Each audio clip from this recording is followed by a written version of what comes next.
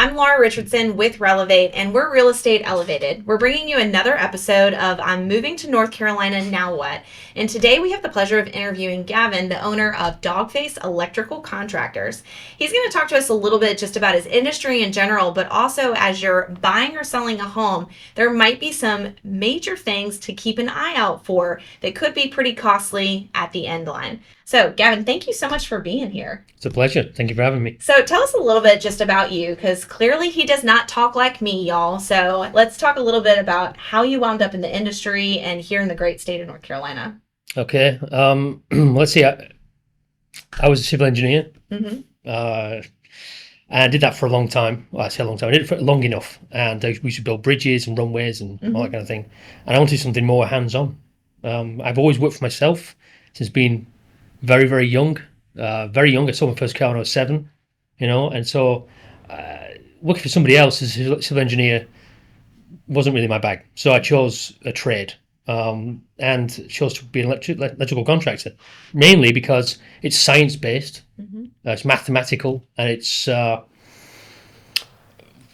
think personally, it's the best trade you could be in. So that's why I went for it. It's difficult. It's hard. It's not everybody can do it well. People can do it, but they can't do it well. And so if you want to be the top of your game, you really have to educate yourself constantly. So you said do it well. So we're in the era of DIY projects where everybody has access to YouTube, Google, library books, all that stuff that tells you how to do things. What do they need to be careful of, especially when it comes to your realm? Well, when you watch a video on something, say changing a light to fit in or placing a receptacle, I mean, these things are fairly easy. But what we don't understand is from that video is the other factors, the other trades, the other parts of the home, the other, whether it's plumbing or the way that somebody's, fixed some kind of joist in place, whatever. From that video, if you have to watch a video to change a light, then you don't really know and understand how everything else is put together. I mean, you may have an idea, but generally not. It's I grew up with my grandparents, very Victorian, and their era was you have to be able to do everything, but they had a thing called common sense. Yeah. And it's no offense to everybody who's watching this, but most people don't have it, and it's because we don't have time to slow down, and so we don't have time to think. And if you actually put some thought into it, you'd realise that actually there's more to it. And so watching a 5-minute video on something and doing it from home, I applaud you. You should definitely have a go at it. If you want to save some money, absolutely. But also understand that there are things that could go wrong. Absolutely. So let's talk about homeowners trying to just have general home maintenance, and maybe if they do have that common sense, right, of things I should be aware of to take care of and keep in good condition.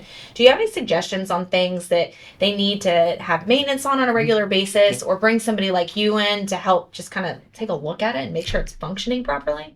Yeah. So, okay, one thing about electricity, especially in the modern, world, is it's based around alternating currents. Now, alternating currents over time will unscrew your connections, and when you get loose connections, you get heat buildup through arcing.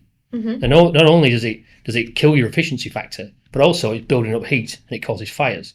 If you don't maintain your panels, your receptacles, and everything down the line, especially if you live in an older home, that home wasn't built to take. In fact, new homes really aren't built to take so much power usage and so much of a load upon the system. They're just not, especially when we're also working, being in the States, we're working with fairly rudimentary, and again, no offense, an old technology, and so most things are based around a pinch, a metal, whether it's a receptacle. When you push that plug in, the metal just basically gives a little bit and it holds on. But over time, with heat buildup and usage, that'll relax. And so we've all had the receptacles, the plugs just fall out receptacles. Yeah. Well, but you still use. There's lots of things to look out for. Now, on a basic level, let's say we buy a new property. With new properties, it's generally the case that you will have the cheapest contractor win the bid. That cheapest contractor will generally go for the cheapest materials. You go to Home Depot or Lowe's, and they will have reams of vans sat outside. The thing is with the Home Depot and Lowe's is anything you buy from Home Depot, if it lasts more than 2 years through regular use, they're not doing the job properly. And it may say Hunter on the fan box, but it's not a Hunter fan, not the one you go and buy from a really good. So I'm speaking to you about but a really good lighting supply store, or a lighting and fan store. When you buy it from the Home Depot, the blades will sag. They're more porous. The color changes.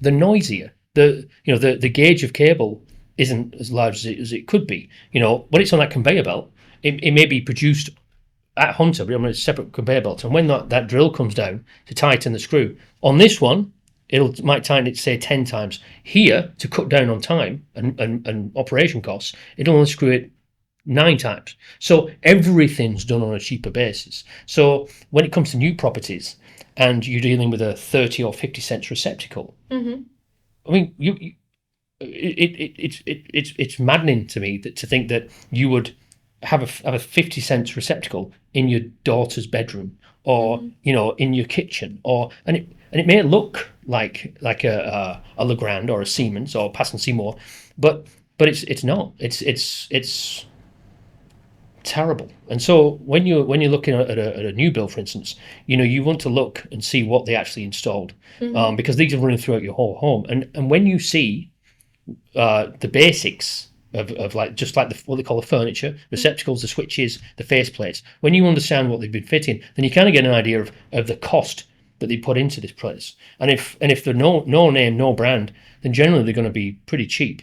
So the installation techniques are pretty cheap. And then going down there, you're looking at the quality of the contractor, so the electrical contractor who installed, and there's lots. This subject is something that I could talk for several hours about. It's not a tiny segment, but essentially, when you're buying a new property, you should look for branded furniture, and then also you open your panel up, and you should look and see. Now we're supposed to have dedicated circuits for kitchen requirements, such as washing machine, dishwasher, refrigerator. I've been into properties that have only got 15 amp circuits, and the problem with the 15 amp circuit, it's not supplying. It might be dedicated, could be, but it's not supplying the load that you need. And the problem is when you put a very expensive refrigerator onto a circuit that isn't able to provide the load needed, it suffers. And what it does is it suffocates the unit. And so what it does is it cuts down on that lifespan. So there is so much that you should look out for. Now, when it comes to an older home, so when it comes to an older home, it's very much the same thing, except it's been used. And if it's been rewired over a period of time, it means the homeowner has taken that upon themselves to put the money in and invest into it. But again, you should do the same thing. I would say, I'm a fan of older homes. The build quality is generally better. The trades that were in it at that time were generally more skilled. Again, this is another subject that I could talk for hours endlessly about, because we have different ethical stances throughout the periods of time. Right now it's about getting it done, getting it out, just getting everything done, and it's not maybe the best era. Houses may look great, but they're not what they used to be. So how can the consumer protect themselves then? Let's say I'm choosing to build a home, and there's multiple phases. Like, for example, you have a pre-drywall inspection that happens before sheetrock goes up and everything's kind of hidden. That's typically right at the tail end of when you would have done like your red line, your electrical walk. You pick where everything's going to be. Yes. So the rough ends and everything are there. Would it benefit having somebody like you during that phase walk the property with them to make sure that stuff's done correctly? There's several stages to it. Yeah. So if you're having a home built by a reputable builder, or a small builder, general contractor, it's beneficial to have an outside, especially with something like electrical, because there's so much that can go wrong. And often you don't notice it when the fit and finish is there. When you're walking around as a layman, you don't see it. But having somebody who is separate from the roster of the contractor to first of all look at the plans as a whole, not just the electrical, but somebody who knows how to look at all the plans, and then separate that into electrical and make sure that the home is fitted to their needs and their future needs. If they're building a home, generally it means that they have a family, or they're a growing family, or whatever. And so you want to be able to grow into that home. These days and going forward, especially in the next 30 or 40 years, electrical is going to be everything. It's going to be everything. So from automation to literally everything. And yes, we have less power consumption from individual units, but overall we have so much in our home, and it has to be functional. Yeah. Especially with the way that we live in our lives now, because everything's much a faster pace. And so it's not just about where things are. It's the connection. So we've all been into a home, plugged a vacuum in, and it's tripped the circuit out. Well, that's often because on a 15 amp circuit, for instance, you can run a 14 gauge cable. The problem is voltage drop, because it's not a circuit, it's just a spur. So it doesn't go back to the breaker like a circuit would do. It's a spur, so it goes from the breaker to the end point. So what you have is you have voltage drop because you've got all of these other receptacles and all this other draw on it. And then, what they'll do is they'll run a 14 gauge cable, and not again, this is the subject, so I'll skip the slightly derogatory side of it, and I'll just tell you what happens is they can run 14 gauge cable on a 15 amp circuit. It's rated for 15 amps, but the problem is by the time it gets to here, it's 200 feet, and then you've got all these different connections. Connections build heat because of resistance, and the more draw on it, especially when it gets over 100 feet, the more heat build up because it's a narrow gauge cable. It's not rated for 200 feet for 15 amps. So these are the things that you really need to look out for. So having a professional look at these, at what's going on and how, it's just, it would take me 30 minutes to be able to save you a lifetime of hurt on something. So if you wanted myself to offer some kind of consultation from start to finish and make sure everything's done properly, absolutely, it will save you nightmares. And that's truly what it is, because you're paying an awful lot for a home. Whether you're in it for 5 years or 25 years, you want to be able to blend yourself into it. Yeah, absolutely. So something else I want to ask you about, because we see this on occasion. So thinking about electrical boxes, you've brought that up a few times, and location. So like we might see it in a garage space, for example, where it's being exposed to the elements. Is there anything that you can speak to that would be like a warning sign that something is not right? Just thinking about the moisture that we experience here in the South. Yeah, well, the thing is, any panel, even the panels that are rated to be put outside, they're not waterproof. They're not IP rated, really. They're IP rated. You can't really put your finger in it, but they're not really waterproof. They're weather resistant, and basically what that means is they've got a lip on it, so when it rains, it just beads off. Okay. There are panels which you can get, but they're not really available, that are IP rated, and you can hit with a pressure washer. Okay. And they won't let any water in. But and they are CE rated, so you can import them and get them put in, and they're brilliant. But what we're working with here again is slightly older technology. So when I came here 8 years ago, I'd been electrical contractor for 18 years, and when I saw what was on the shelves in the suppliers, it was reminiscent of something that I was taken out of a Victorian property 20 years previous or 18 years previous that had been there for 50 years. The technology's ancient. It's like, I'm surprised that the breakers are still made of plastic and not Bakelite.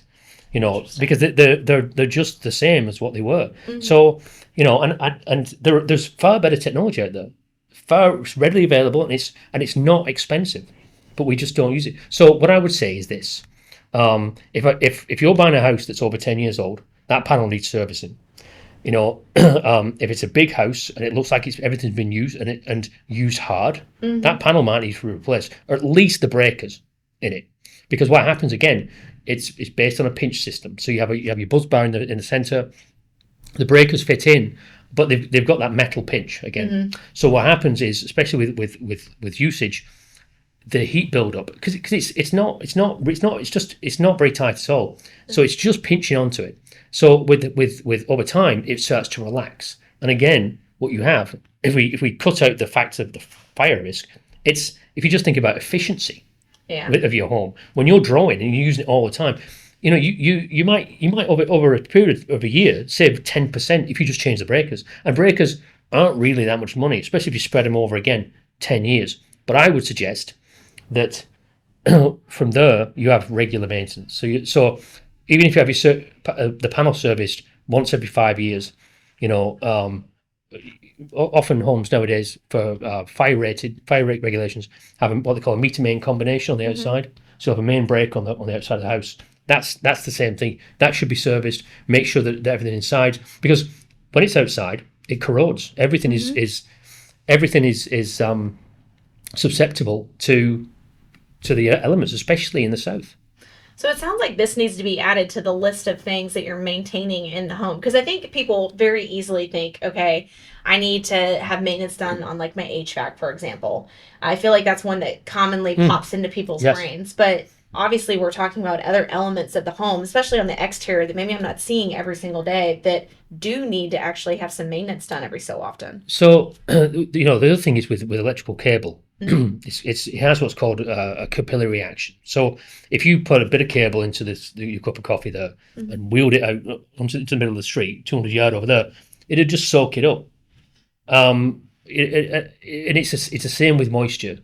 When it's outside, you know, it will literally start soaking up moisture and bring it in. So over time, that cable starts to corrode, and it's not as efficient. And but the good thing is if you use somebody who is good at what they do, you don't need to stand over them, watching them. You don't have to worry.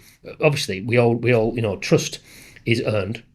But if you use somebody who's good at what they do, they can be in and out, and it's very painless. And you know, you don't have to worry about it being done properly. Yeah. And that's the key thing. Having somebody who is genuinely good at what they do. And again, this comes from referrals. You know, if you know somebody who has an electrician and they refer them, they become their person.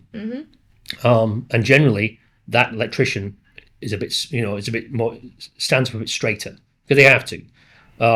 It is worrying when you buy a property, because there's so much money to spend. But again, if you do it properly, first time, you never have to worry about it again.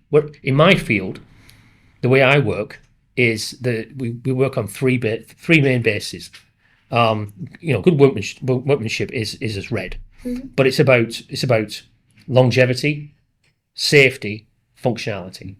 So it's got to last forever, or as long as it possibly can be. You know, if unless it's out in the elements, that thing, unless it's abused, should last forever. I mean, there's certain wear and tear, but like if you put a light switch in, that light switch should literally last forever, unless you're buying something that's $2, you know, and it's not built for abuse. It's built for 2 years. So if people are looking to have a review of their home, or they have a project that they were thinking about doing DIY on, and now they've watched this and realized that's not a good idea, where can they contact you? What's the best method to kind of get your expertise? Well, we have a website, which is dogfacecontractors.com, and pretty much there's 100 buttons on there to contact us. Facebook, we're on Facebook at Dogface Electrical Contractors NC, or you can call our number, which is everywhere, which is 904-808-2708. But you know, I would suggest that you look us up and decide for yourself whether or not, you know, we're the kind of company you will work with. I mean, at the end of the day, it's about blending personalities. If you're somebody who just wants something done properly, and you know wants to build a relationship and wants to understand what's being done, then you come to us. If you're somebody that, isn't that way inclined, then you should go somewhere else. And it's as simple as that.